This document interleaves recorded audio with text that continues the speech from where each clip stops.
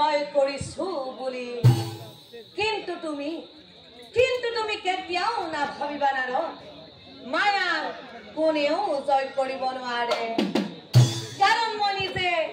স্বয়ং ব্ৰহ্মা আৰু শংকৰ মায়াত আবদ্ধ হৈ আছে গতিকে তুমি কেনেকৈ কৰিবা মায়া পৰাজয় অমায়া মোহে সকলোকে অমৰীয়া অদ্ভুত মায়াক জয়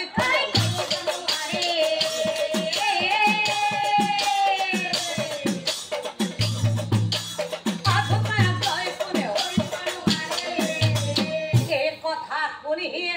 অনাৰদ মুনি অবিস্ময় মা শ্ৰী কৃষ্ণক চাই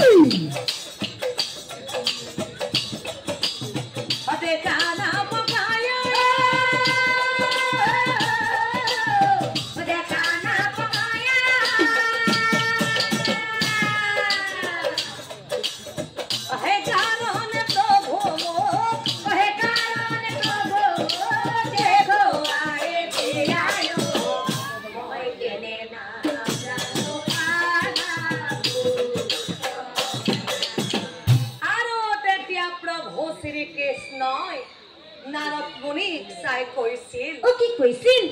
শুনা নাৰদ সঁচাকৈ যদি তুমি মায়াৰ ৰূপ চাব বিচাৰিছা তেনেহলে তুমি মোৰ লগত বলা মই তোমাক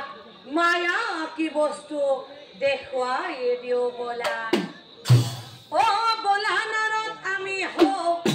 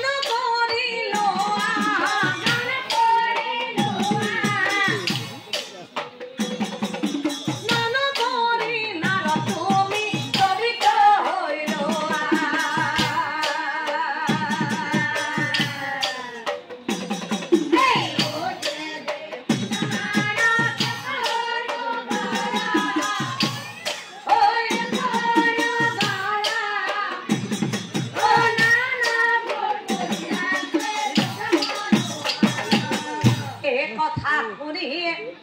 নাৰদ মুনিৰ ওই আনন্দ স্নান কৰিবা লাগে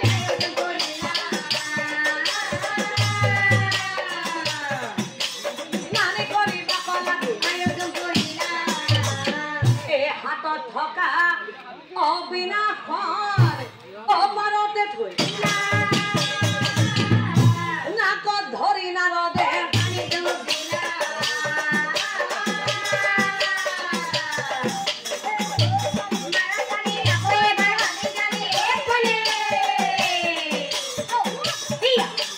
নাকত ধৰি নাৰদে আদব মাৰি উঠি দেখে অপুৰুষ ৰূপনা অপুৰুষ গুচি নাৰদ মুনি অপুৰুষ গুচি নাৰদ মুনি কৃষ্ণৰ মায়াত নাৰদৰ অচেতনা আৰু প্ৰভু শ্ৰীকৃষ্ণই অনিমিষতে নাৰদ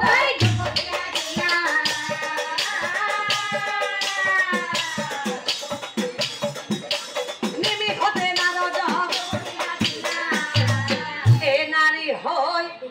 নাৰদ মুনিৰ লাগি গ'ল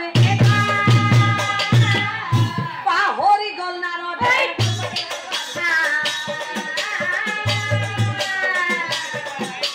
পাহৰি গ'ল নাৰদে মোহিনী বেশেৰে কইনাই কইনা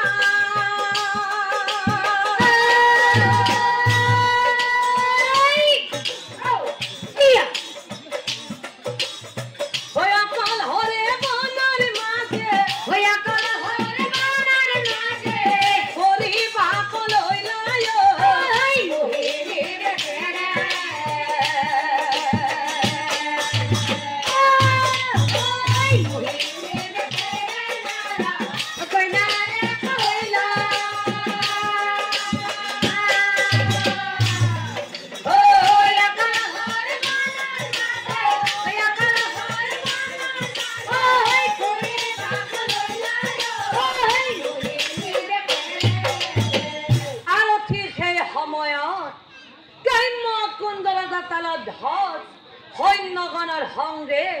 মৃগয়ালৈ গৈছিল দুজনীকৈ ভাৰ্যা বিবাহ কৰোৱাৰ পাছতো ৰজা তালধ্বজ নিসন্তান আছিল আৰু মনৰ দুখতে তালধ্বজ ৰজাই বনৰে মাজত মৃগ চিকাৰী কৰিছিল ৰজা যা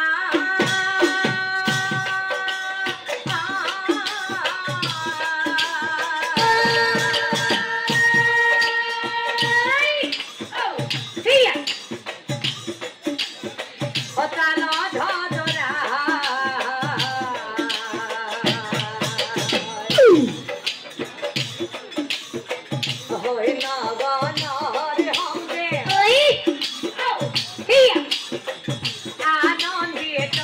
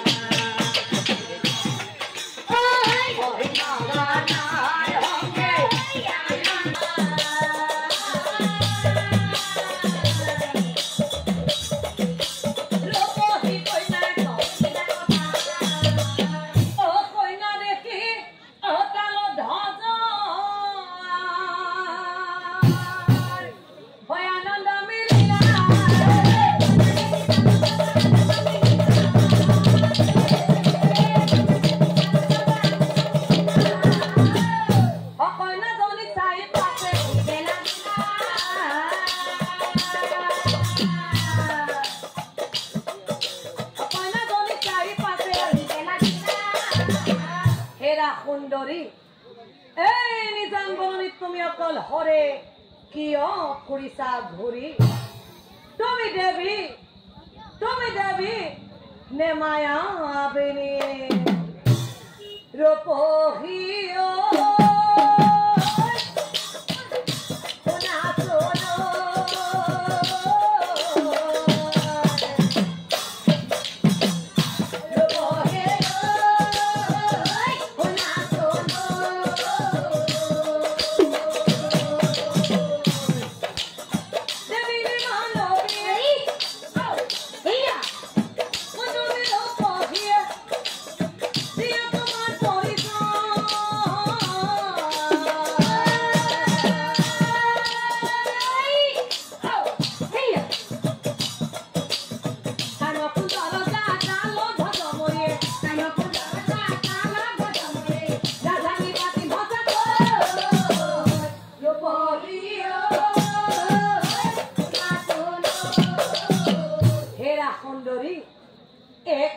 কুঞ্জ অৰজাময় অনন্তল অমৰ সমান কোনো নাই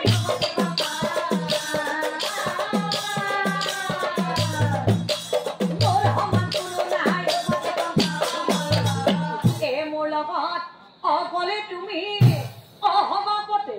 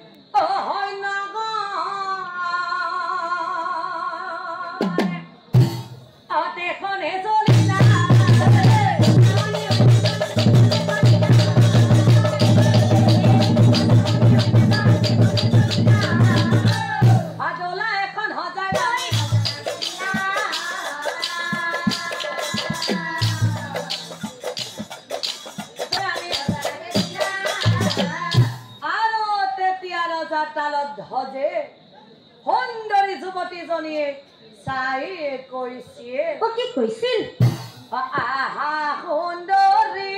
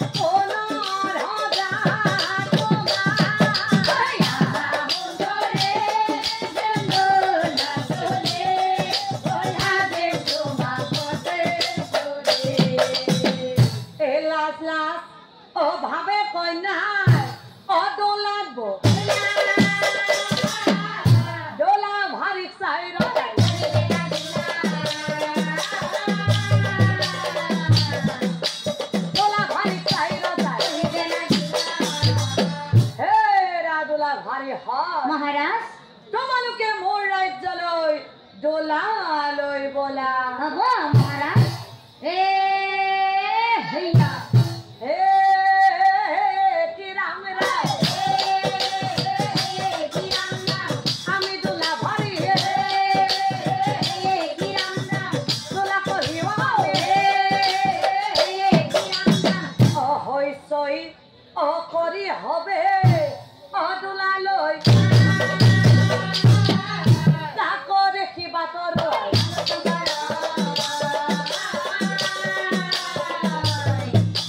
তাকো দেখিবা তৰুৱাই বোলো ফলে চোৱাচোন দেখিছানে দেখিছো আজিকালি ভাই হয় দিনে বেলেগ হল দেৰি মানুহ মই তাৰ কান্ধত উঠি যোৱা হল বইনী হয় পিছে এটা কথা কি কথা আজিকালি নাৰী জাতিৰ সাহস বাঢ়িল হয় হয়নে বাৰু কথাটো হয়নে নহয় হয় পিছে এটা কথা তিৰিৰ আগত সঁচা কথা নোকোৱাই ভাল সঁচা কথা কলে কিন্তু লগাব জঞ্জাল নাৰীৰ বাবে কতোজন ধ্বংস হৈ যায় এই কাৰণে নাৰীক বিশ্বাস কৰিব নাপায় গৈ পাছে ৰজাৰ ঘৰে পাইনা